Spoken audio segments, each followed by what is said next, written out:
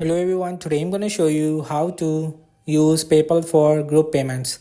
I just tap on my Safari browser and log into my PayPal account and how it's possible to group payments in PayPal. I just tap to three dots and tap on send or request payments.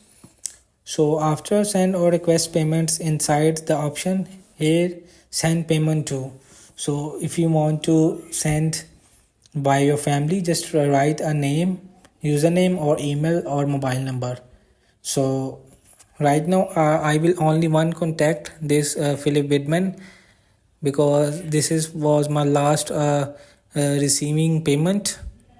So if you want to send with your group or your family payment, so just tap right now here in the search bar email, and the next you will see the option. So hope this video help you. Please don't forget to like and subscribe and get notified for more videos.